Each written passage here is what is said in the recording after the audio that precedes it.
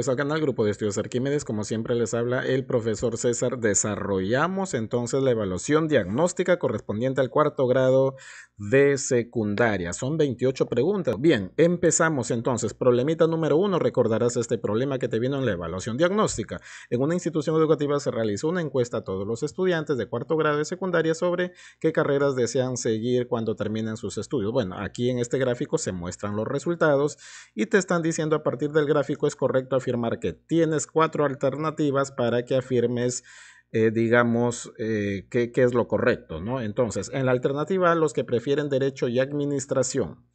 Bien, los que prefieren derecho y administración, bueno, en todo caso supongo que la palabra y debe ser de que se sumen esos dos, eso es lo que yo he asumido, ¿no? Entonces, los de derecho son 20% y los de administración, profesor, son 25%, así que 20 más 25%, 45%, pero ya tú sabes que el signo de porcentaje significa división sobre 100, simplificando, quinta de 95 y quinta de 20, 9 veinteavos. Bueno, a ver, ¿por qué yo hago, digamos, hincapié a la palabra y? Porque en lo que es conjuntos, la palabra o siempre suma. Entonces, acá debe decir estrictamente en lo que es enunciados de lo que es lógica proposicional y conjuntos, ¿no? Eso está en lo que es la lógica proposicional. Debería decir derecho o administración. Claro, y esa es la suma. Recuerden que el conectivo es unión, ¿no? De los elementos de un conjunto. Bueno, pero así lo han tipiado. Vamos a ver alternativa B. Los que prefieren contabilidad, profesor, si yo miro digamos el gráfico, contabilidad 5%, 5% significa 5 sobre 100, que es un veinteavo. C. Los que prefieren administración es 25%, pero 25% se acomoda como 25 sobre 100, eso es un cuarto. Los que prefieren ingeniería y medicina, acá también debería decir los que prefieren ingeniería o medicina. Muy bien, ingeniería, profesores 40%, medicina 10, 40 más 10, 50%, eso sería 50 entre 100, un medio, perdón, ¿no? Entonces, lo correcto aquí es la alternativa B. ¿Por qué? Porque te dicen a partir del gráfico qué es correcto afirmar. Bien, vamos al problemita número 2. Víctor necesita comprar una computadora. Bueno, este es un problema de descuentos sucesivos, porque le hacen primero un descuento del 20% y luego un descuento del 10%. Adicional, ¿no? Sobre el primer descuento. Entonces, si Víctor paga con una tarjeta de crédito Super, ¿cuánto pagará por la computadora? Claro que sí. ¿Por qué? Porque primero hay un descuento de 20% y 10% adicional si pagaba con la computadora. Ahí están las posibles alternativas. ¿Cómo se desarrolla un problema de descuentos sucesivos? Ojo, no vayas a sumar es igual a 30% el descuento total. No, esto se resuelve así, profesor. Si primero me van a descontar 20%, voy a pagar el 80%, porque todo era 100%, ¿no? Inicial. Y luego me van a descontar el 10% de lo que quedó. Entonces voy a pagar el 90%, va a quedar el 90%. ¿Cuánto es el 80% del 90% de 1500? Pues expresas el 80%, 90% y 1500 como fracciones, eliminas 1, 2, 3, 4 ceros de arriba, 4 ceros de abajo y quedaría 8 por 9 por 15, que sería 1080 soles, que sería la respuesta acá, alternativa D. Muy bien, ojo con los descuentos sucesivos. Problemita número 3. Bueno, se trata de un agricultor que cosecha un tipo de papas, pero hay 3 calidades, primera, segunda y tercera. ¿Qué ha buscado este ejercicio? Que tú sepas leer decimales, ¿ya? Sobre la base de esta información señala cuál de las siguientes afirmaciones es falsa, la que es falsa aquí, ¿no? Bueno, cuando un número decimal tiene, por ejemplo, un decimal se lee hasta décimos, cuando tiene hasta 2 decimales se lee en centésimos y cuando tiene 3 decimales se lee hasta milésimos. Entonces vamos a ver aquí. Bueno, todos los decimales acá tienen 2 cifras decimales, ¿no? Alternativa A, el precio de la papa de segunda es 17 centésimos de sol mayor que el precio de la tercera. Claro, porque la segunda es 1,12 y la tercera es 0,95. Entonces, si nosotros leemos en forma correcta los decimales, la tercera es 95 centésimos porque llega hasta 2 decimales y este es un sol con 12 centésimos, ¿no? Entonces, cierto, si a 0,95 yo le sumo 0,17 que representa 17 centésimos, sí me sale 1,12. Así que esta sí es cierto. Bueno, y ahí analizas las demás. La segunda también es correcto. La tercera no es correcto porque te dice el precio de la papa de tercera equivale a 95 décimos de sol, dice, ¿no? Vamos a ver el precio de la papa de tercera. No, esto no se lee 95 décimos, esto se lee 95 centésimos. Así que la incorrecta es la D. Ya, la C, perdón, la D sí es correcta. Entonces, la marcamos, la C no es la correcta o en todo caso es la afirmación falsa. Problemita número 4. Entre los meses de marzo y abril, la municipalidad repartió canastas de víveres a familias de muy bajos recursos. Durante el mes de marzo repartió 3/7 de las canastas que tenía. Luego en la primera quincena de abril repartió 2/5 de lo que quedaba. Esto es bastante cuidado porque es 3/7 y luego 2/5 de lo que quedaba. Bien. Entonces, bastará trabajar con lo que va quedando. Si al inicio reparte 3/7, entonces queda 4/7. Y si luego reparte 2/5 de lo que quedó, entonces van a quedar 3/5 de lo que quedó. Claro, porque eso completa la unidad, ¿no? Ahora, supongamos que al inicio haya tenido T representa el total de canastas. Entonces, profesor, del total que representa T, primero quedaron 4/7 porque se repartió 3/7 y luego quedaron 3/5 porque se repartió luego 2/5 de lo que quedó. Así que multiplicamos esto. Por ejemplo, el 3 por 4 pasa abajo a dividir al 420 y el 5 por 7 pasa a multiplicar. Simplificamos todo esto y te va a quedar que el total de canastas al inicio era 1225. Marcamos por acá la alternativa B. Bastante cuidado. Fracción de fracción o ganancias y pérdidas sucesivas, que son subtemas de lo que es problemas de fracciones. En el siguiente gráfico se muestra el recorrido en línea recta que hace Rosa del colegio a su casa. Ahora dicen, cada segmentito representa una cuadra de la misma longitud. Ahora, un día Rosa sale al colegio con dirección a su casa, recorre una parte del camino y se detiene en la bodega. En esa situación, ¿cuál es la relación entre la distancia que ha recorrido Rosa del colegio a la bodega y la distancia que le falta por recorrer? Se supone hasta su casa, aunque no lo han dicho ahí, ¿no? Bueno, vamos a suponer que a cada segmentito le damos un valor de 1. Hay que darle el valor de 1 a cada segmentito, total, todos son iguales. Entonces, profesor, del colegio a la bodega ya recorrió 2 y de la bodega a la casa faltan 3. Entonces, ¿cuál es la relación de lo recorrido con lo que falta por recorrer? Pues fácil, ¿no? Si ya recorrió 2 y falta 3, pues, profesor, la relación sería 2 entre 3, ¿no? 2 entre 3. Ahí sería la alternativa A. Bien, vamos al problemita. Problemita 6, observa los siguientes números. Luego de observar esos números, Fernando afirma lo siguiente: de estos 4 números, los 2 últimos no pueden convertirse en fracción porque tienen infinitas cifras decimales. ¿Estás de acuerdo con Fernando? Si no, marca tu respuesta con una aspa porque justifica tu respuesta. Bien, miren. Los 4 números son números que son decimales racionales, por lo tanto, los 4 sí pueden convertirse a fracción. ¿Por qué? Porque los 2 últimos, bueno, en este caso, pues, Fernando dice, no se pueden, pero 0,7272 es un número decimal infinito, periódico puro, y el otro es infinito, periódico mixto. Los 2 primeros son decimales exactos, ¿no? Entonces, no estoy de acuerdo con Fernando porque los decimales últimos, los 2 últimos referidos, son decimales racionales infinitos, periódicos puros y mixtos respectivamente. Estos decimales tienen una regla específica para convertirse en fracciones. Todos pueden convertirse a fracciones. Entonces, marcarías no y ese sería tu fundamento, ¿no? Que no estás de acuerdo. 7. Las siguientes boletas muestran parte de la información de las compras de manzanas y duraznos que hizo Julio en 2 semanas. Durante este tiempo, el precio por kilogramo de frutas no varió. Bien, boleta Don Pedrito, 3 kilogramos de manzana y 4 kilogramos de durazno, pagó 48 soles. Bodega Don Pedrito, digamos, por 9 kilogramos de manzana y 6 kilogramos de durazno, pagó 90 soles. Entonces, de acuerdo con la información mostrada, ¿cuál es el precio que pagó Julio por cada kilogramo de estas frutas? Bien, entonces se supone que vas aquí a formar un sistema de ecuaciones. Vamos a suponer que el precio de la manzana le llamas M y el precio del kilogramo de durazno le llamas D, porque esas son las variables, eso es lo que no se sabe. Profesor, en una primera instancia, en la primera semana, 3 kilogramos de manzana más 4 kilogramos de durazno pagó 48 soles, ¿no? Por separado, de la segunda semana, 9 kilogramos de manzana más 6 kilogramos de durazno pagó 90 soles. Entonces yo puedo formar un sistema de ecuaciones. Traigo acá la primera ecuación y traigo acá la segunda ecuación. Pero por eso la segunda ecuación no era esto. Claro, es que lo he dividido todo entre 3 porque tienen máximo común divisor todos los términos 3. Entonces, para hacer términos menores, ¿no? Bueno, he dividido entre 3, acá está la segunda. Formo un sistema de ecuaciones y ya he explicado esto de sistemas de ecuaciones en los videos, ¿no?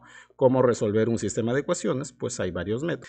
Aquí, por ejemplo, he despejado m, restando miembro a miembro, d sale 9 y reemplazando en la primera ecuación, m sale 4. Entonces, la manzana cuesta 4 soles y el durazno cuesta 9 soles, ¿no? Eso estaría en la alternativa C. Bien, listo. Un agricultor alquila un tractor a sus vecinos con el fin de obtener ingresos adicionales. Él publicó el siguiente aviso: alquilo tractor 60 por gastos de mantenimiento del tractor y 20 soles por cada hora de uso. Entonces, así lo alquilen cualquier cantidad de horas, van a pagar 60 de mantenimiento. O sea, esos 60 soles son fijos. Entonces, si X es el número de horas del uso del tractor, Y representa el valor total a pagar por alquiler, ¿qué expresión representa el valor total a pagar por el alquiler de ese tractor en relación con la cantidad de horas de uso? Claro, esto es hacer un patrón de lo que es función lineal. Vamos a suponer que cuando alquila una hora, Y sería, profesor, 20 por 1, porque X es la cantidad de horas. Entonces, 20 por una hora más el pago fijo que era 60 soles. Y si lo alquilara 2 horas, pues el gasto total sería Y es igual a 20 por 2 horas más, de todas maneras, los 60 soles, porque 60 soles es un pago fijo a cualquier cantidad de horas. Puede alquilar y sigue pagando 60 soles de mantenimiento. Y si fueran 3 horas, pues sería 20 por 3 más 60. Ah, ya, profesor. Entonces, si fuera X horas, sería 20 por X más 60. Ese sería el patrón, ¿no? La fórmula de recurrencia de la función lineal, 20 por X más 60, y eso está en la alternativa A. Bien, seguimos. Problemita número 9. Se dobla un papel varias veces.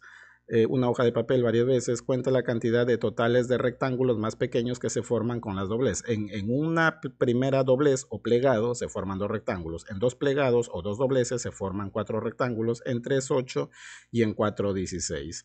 Haya la expresión algebraica que relaciona la cantidad de plegados en la hoja con la cantidad de rectángulos más pequeños en ella. Bueno, hacemos un patrón también, buscamos el patrón. En el plegado 1 hay 2 rectángulos, pero 2 lo puedo expresar como 2 a la 1, de tal manera que yo relaciono el número de plegado con el exponente, ¿no? Plegado 2, profesor, hay 4 rectángulos, pero 4 yo lo puedo expresar como 2 a la 2, de tal manera que me estoy dando cuenta que el número de plegado se va al exponente, que es 2 también.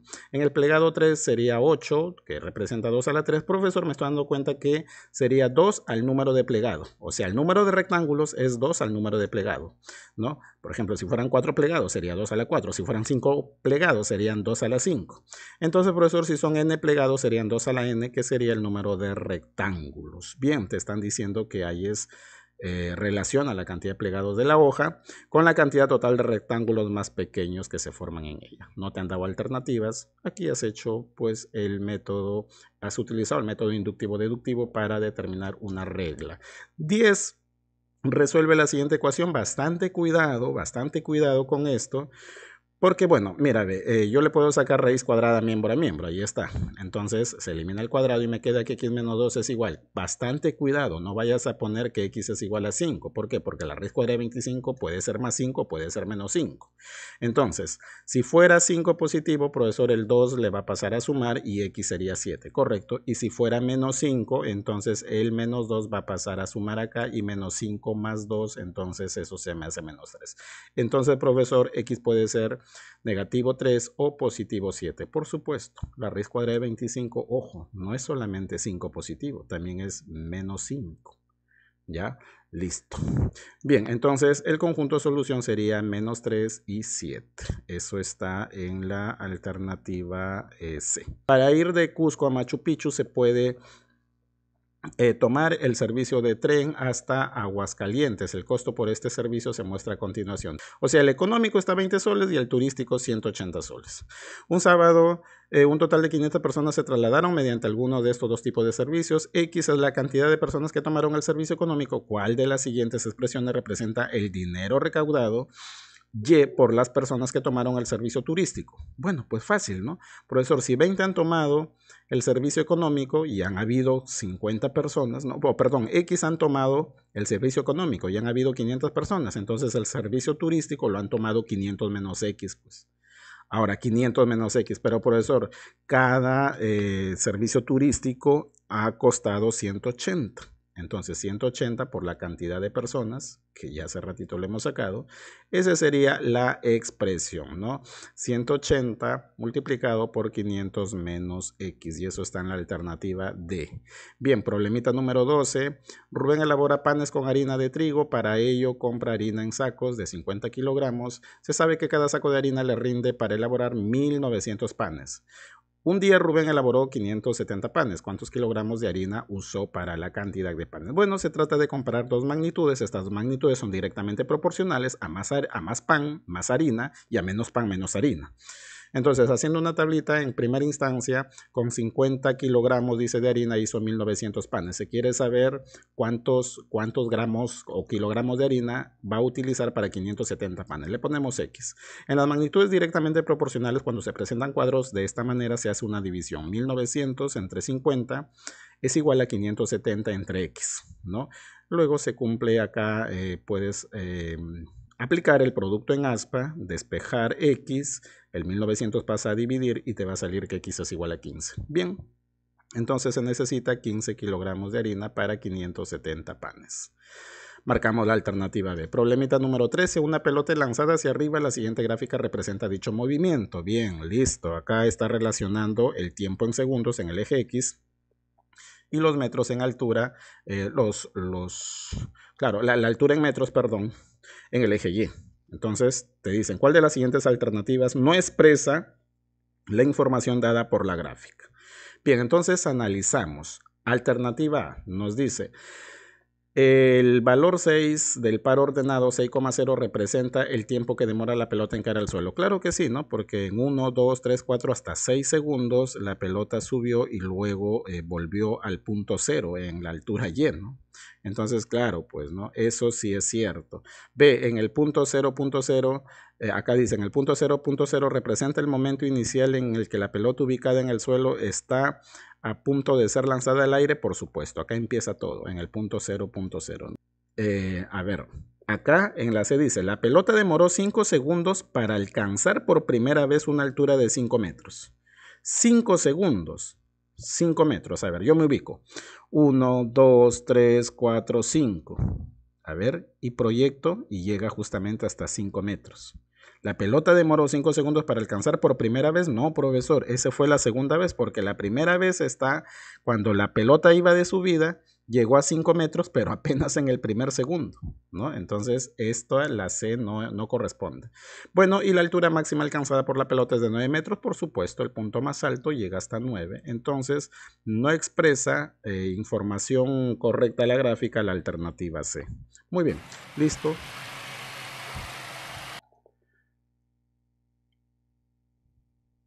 Problema número 14. La figura sombreada que se muestra a continuación es un cuadrado cuya medida de sus lados está expresado en centímetros. Bien, nos dicen, según lo mostrado, ¿cuál es el área de la región sombreada en centímetros cuadrados? Bueno, profesor, yo veo de que todo el cuadrado, su lado, mide A centímetros más 5 centímetros, o sea, A más 5.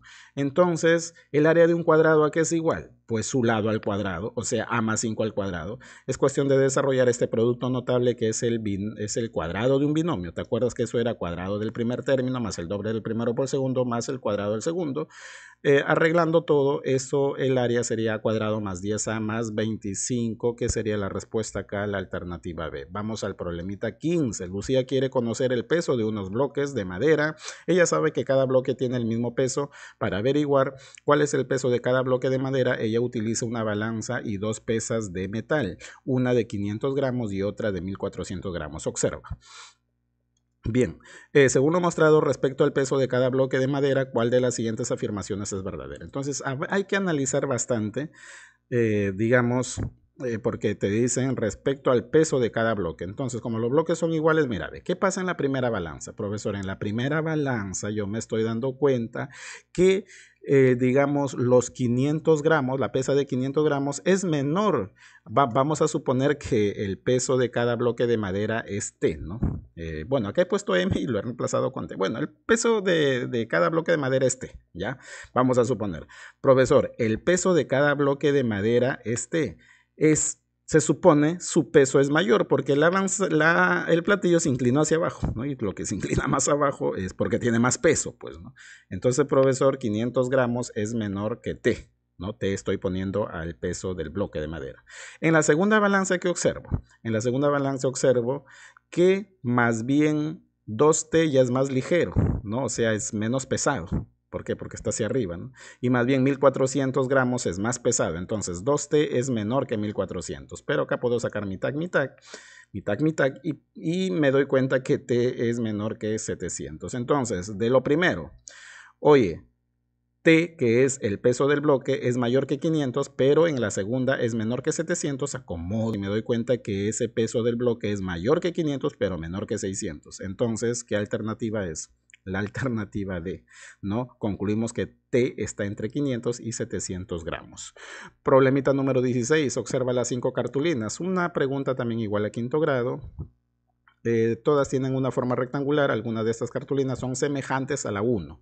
Esto quiere decir que sus lados tienen medidas proporcionales. Fíjense, para que un rectángulo sea proporcional a otro, en todo caso se dicen que son figuras semejantes, ¿no? Por eso te están diciendo acá, digamos, cuáles son las cartulinas que son semejantes a la 1. Entonces lo único que tenemos que hacer es una relación de proporcionalidad. Por ejemplo, yo voy a hacer la relación de proporcionalidad del largo y el ancho de la cartulina 1. Profesor, su largo es 4 y su ancho es 2. ¿Cómo lo cuento? Pues con los puntitos, ¿no? Cuatro puntitos, digamos, consecutivos o vecinos forman un cuadradito, ¿no? El largo es 4 y el ancho es 2. Y 4 entre 2 me doy cuenta que la cartulina 1, su largo y su ancho están en la relación de 2. Entonces, todas las cartulinas cuyo largo y ancho tenga una proporción de 2 es semejante a la 1. Vamos a ver.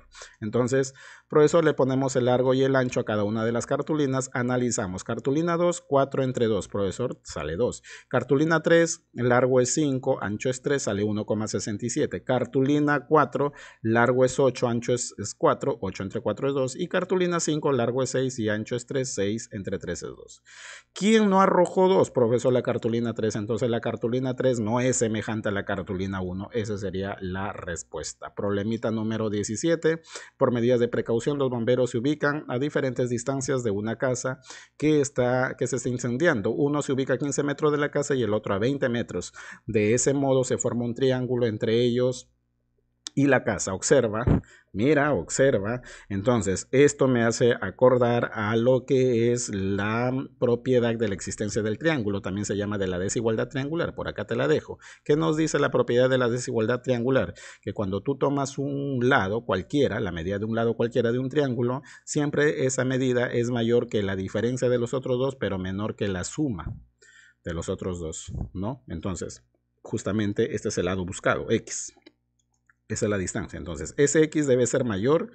Los otros dos, ¿quiénes son? 20 y 15. ¿Cuál es la diferencia de 20 y 15? ¿Y cuál es la suma? Pero menor de 20 y de la suma de 20 y 15.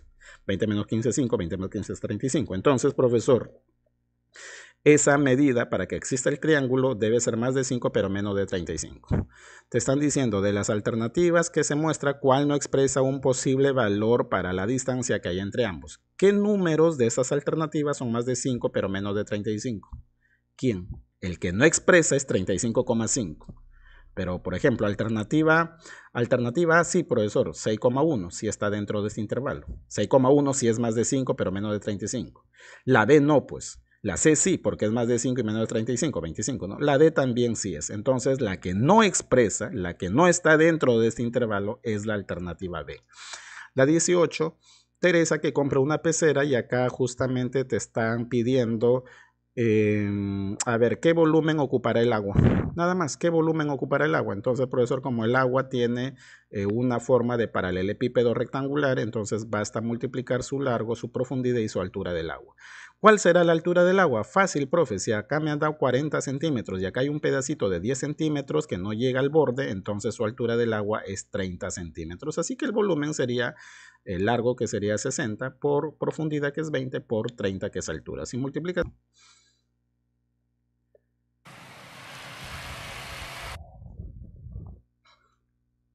Problema 19. El plano representa, el siguiente plano representa el territorio de Bolivia.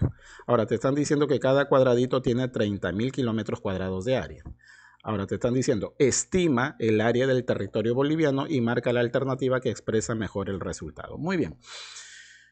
Como la figura es pues desuniforme, ¿no? Mira su perímetro, entonces acá lo que tenemos que hacer es cuadrangular todo lo que es el área. Por ejemplo, ir recorriendo el perímetro de la figura y decidir si te quedas con el cuadrito o no. Si es que está de la mitad a más, yo me quedaría con el cuadrito, pero si está sombreado menos de la mitad, no me quedo. Entonces yo más o menos he decidido esto. Ojo, ¿ya? Eso tú lo puedes aproximar, de repente tú lo haces de otra manera. Yo he estado recorriendo toda la figura y por ejemplo, mira, ¿por qué yo he decidido quedarme con este cuadrito? Con este, mira. Profesor, porque supongo que algo un poquito más de la mitad o de la mitad usted está viendo que está sombreado. Es por eso que usted ha decidido tomarlo. Pero, por ejemplo, ¿por qué no decido quedarme con este cuadrito? Porque, profesor, supongo que menos de la mitad está sombreado, por eso que no lo toma. O sea, hay que tomar todo lo que está, sobre todo en el perímetro, ¿no? Todo lo que está de la mitad a más. De repente tú dirás, pero hay zonas sombreadas que han quedado afuera. Sí, pero también he tomado, digamos, zonas que están en blanco, ¿no? Entonces, si tú cuentas todos los cuadritos que yo he tomado, hay 40 cuadraditos. Y como cada uno representa 30.000 kilómetros cuadrados, bastaría con multiplicar y eso me da aproximadamente, porque se supone que es una aproximación, ese número, 1.200.000 kilómetros cuadrados. Ahora, de las alternativas yo me quedo con la D, porque dice entre 1.200.000 kilómetros cuadrados y 2 millones kilómetros cuadrados, entonces lo más aproximado que me ha salido a mí es la D, así que yo me quedo con la alternativa D. 20. Diversos productos comerciales se envasan en cajas con forma de prismas rectos. Observa la forma de estos envases. Marca con una X en cada afirmación según corresponda a las propiedades de los prismas rectos. Muy bien, acá hay que saber nada más propiedades, algo de teoría de qué son prismas rectos. Dice, ¿los prismas rectos siempre tienen dos bases paralelas y congruentes? Sí, eso sí es cierto, por propiedad de los prismas rectos y de cualquier prisma incluso, ¿no? Muy bien, marcamos. Los prismas rectos tienen siempre... los prismas rectos siempre tienen, bases de forma rectangular, no necesariamente porque un prisma puede ser pentagonal, hexagonal, qué sé yo. Bueno, los prismas rectos siempre tienen las características laterales las caras laterales congruentes. Bueno, solamente si son regulares, porque si no son sus bases regulares, entonces no, pues no. Bien, los prismas rectos siempre tienen las caras laterales de forma rectangular. Los prismas rectos siempre tienen las caras laterales de forma rectangular, eso sí. Eso sí, propiedad de los prismas, todas las caras laterales son rectángulos. ¿Ya? Y por último, un tipo especial de prisma recto es un cubo, sí. Justamente porque todas las caras son, digamos, cuadrados, ¿no? Pero el cubo es un prisma, ¿no? Entonces, eso sí sería cierto, ¿no? Bien, Sergio ha construido una torre con cubos. Estas son 3 vistas de la torre, vista frontal, vista lateral y vista superior. ¿Cuál de las torres construyó Sergio? Bien. Ahí está. Entonces, ¿qué es la vista frontal? Cuando tú ubicas el ojo delante de la figura. La vista lateral es cuando lo ubicas tú, por ejemplo, al costado derecho. Y la vista superior es cuando el ojo tú lo ubicas arriba de la figura y la miras. Entonces, por descartes, acá yo te voy a dejar una explicación, ya tú la analizas. Yo, por ejemplo, comienzo a analizar la vista frontal y en la vista frontal, pues yo descarto la alternativa A. Luego yo analizo la vista lateral y con esa voy descartando la alternativa B. Y con la tercera ya descarto la alternativa D y me quedo con la alternativa C. ¿Ya? Entonces Sergio construyó la torre C. Muy bien, vamos a ver al problemita número, ya queda para que tú lo analices, ¿ya? Porque esto de lo que es este tema pues es un poquito amplio también de explicarlo. Todas las figuras que se muestran a continuación presentan diseños de ventanas con formas de trapecios. Considerando estas figuras, ¿qué alternativa describe la forma correcta, las características específicas de los trapecios? Muy bien. Alternativa, ¿tienen un par de lados opuestos paralelos entre sí? Claro que sí, es propiedad de los trapecios. Los trapecios tienen un par de lados opuestos entre sí, ¿ya? Bien, si no, no fueran trapecios, ¿ya? B, ¿tienen lados opuestos de igual longitud? Lados opuestos no necesariamente, no necesariamente, ¿ya? Los lados opuestos no necesariamente se cumplen todos los trapecios que sean iguales. C, todos sus lados tienen todos su lado de diferente medida, tampoco no necesariamente. Por ejemplo, en un trapecio isósceles hay un par de lados, los pares de lados que son los no paralelos son iguales, ¿no? La D, ¿tienen dos pares de lados opuestos paralelos entre sí? ¿Tienen dos pares de lados opuestos paralelos entre sí? No. No, solamente un par como lo dijo la alternativa. Entonces, la alternativa correcta es la alternativa A, nada más. ¿Listo? Vamos a ver a la 23. Los estudiantes de quinto grado de secundaria están organizando su graduación, quieren elegir un estudiante que dará un discurso de despedida, han decidido realizar un sorteo. Con este objetivo colocan dentro de una caja un conjunto de tarjetas de igual forma y tamaño. Estas tarjetas contienen los nombres de los estudiantes propuestos y las secciones a las que pertenecen ellos. Observa. ¿Qué probabilidad hay de que al sacar una tarjeta el estudiante elegido sea de quinto B? Ahora, si tú te das cuenta, profesor, hay dos de quinto B, ¿no? Dos de quinto B. A ver, vamos a ver, ¿cuáles son, profesor? Estas dos tarjetas que están sombreaditas de gris. Ellos son de quinto B. Entonces, como aquí aplicamos la regla de la probabilidad o también la regla de Laplace, ya Laplace nos dice que la probabilidad es casos favorables sobre casos totales. Profesor, casos favorables solamente hay dos, que sea este alumno Pedro o este alumno Miguel. Entonces hay dos, por eso he puesto dos acá. Y casos totales hay 5 porque en la ánfora hay el nombre de 5 alumnos. Entonces sería 2/5 y 2/5 es 0,40. Eso sería, o bueno, cualquiera de los dos valores, profesor. En todo caso, la alternativa B, ¿no? En una escuela se han organizado diferentes talleres deportivos. La siguiente tabla muestra parte de la información sobre los estudiantes que se han inscrito en alguno de esos talleres. Bien, entonces miren. Bueno, como acá te han dado que el total es 200, entonces, profesor, acá me están dando el 25%. ¿Cuánto es el 25% de 200, profesor? 25% de la cuarta parte. La cuarta parte de 200 es 50. Entonces, acá yo tendría que completar 50 acá primero, ¿no? Claro, ahora 50 más 40 más 50... más este número falta. Profesor, ya tengo 40, 50 y 50. Tengo que completar 200. ¿Cuánto falta? 60. Muy bien, entonces ya está todo porque te están pidiendo qué porcentaje de estudiantes han inscrito en natación. O sea, tienes que preguntarte 60 qué porcentaje es respecto de 200. Haces una relación parte todo, divides 60 entre 200, lo multiplicas por el 100%, dos ceros anulas acá y te queda 60 entre 2, 30%. Pues, profesor, ¿no? Eso sería. Problemita número 25. Problema número 25. En el siguiente gráfico se muestra la variación de las cantidades de personas contagiadas por el virus durante los primeros 15 días de abril. ¿Cuál de las conclusiones no corresponde a la información brindada? Analizamos la alternativa. El mayor incremento del total de personas contagiadas por día se dio entre el 12 y 13 de abril. No sé si te fijarás que entre el 12 y 13 de abril como que se inclina más para arriba. Digamos, la pendiente, ¿no? ¿Sí o no? Entonces, no hay otro par de días que suceda eso. Entonces, cierto. Por ejemplo, por acá entre el 7 y 8 de abril, no, porque restando de 4.300, digamos 42 con 2.945, eso me daba 1.388. Pero la mayor pendiente, la mayor diferencia está acá. Entonces, eso sí es cierto, ¿no? Analizando la alternativa B, nos dicen, en los primeros 4 días de abril, el incremento del total de personas contagiadas por día no superaba los 300. Entonces, por acá, primeros 4 días, nada más en lo que es 1 de abril, 2 de abril, 3 de abril y 4 de abril. Entonces, vamos restando y acá del primero al segundo solamente hay un incremento de 91. Del 2 de abril al 3 hay un incremento de 181 y del 3 al 4 de abril hay un incremento de 151. Entonces, nadie supera los 300, ¿no?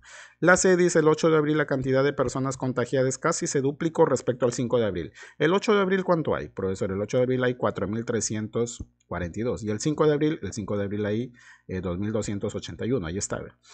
Y si dividimos, eso nos va a dar 1,9. O sea, sí, es cierto, es casi el doble. 1,9 es casi el doble.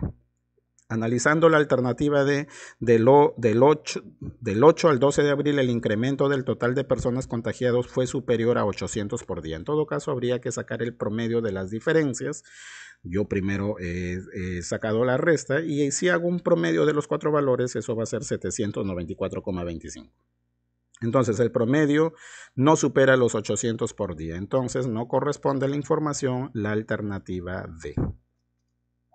Carlos y Sofía juegan a lanzar un dado en igualdad de condiciones sobre la base de su frecuencia relativa. La probabilidad de que Carlos gane 0,25, a su vez la probabilidad de que Sofía gane es 0,6. Según esta información, ¿cuál de las siguientes afirmaciones es correcta?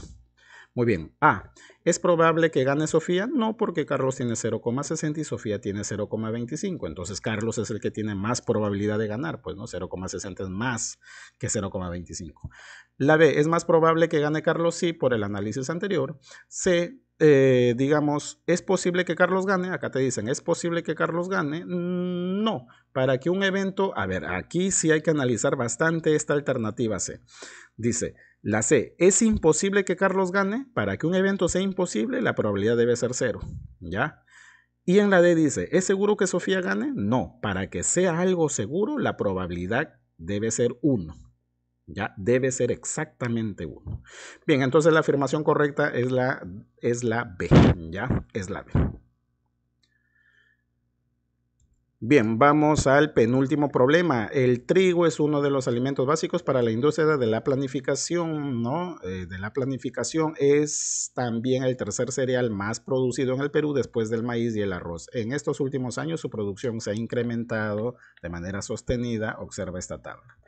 Bien, ¿qué nos piden? Nos piden cuánto aumentó en miles de toneladas el promedio de producción de trigo en el periodo 2016 al 2018 respecto al periodo 2013-2015. Entonces, hay que sacar el promedio del 2013 al 2015 y también hay que sacar el periodo del 2016 al 2018. ¿Y cómo se saca promedio? Fácil, ¿no? Sumando y dividiendo entre 3 porque son 3 valores por cada uno de ellos, ¿no? Bien, periodo 2016 y 2018, el incremento es esto, el promedio, ¿no? Y del 2013 al 2015 su promedio es esto. Entonces, claro, te preguntan cuánto aumentó el promedio de producción de trigo en el segundo, en este periodo que te están mencionando respecto a este periodo. Bien, entonces, profesor, ¿cuál es la diferencia entre 159,3 y 148? Pues restamos y eso te va a salir 11,3. Bien, acá no te han dado alternativas.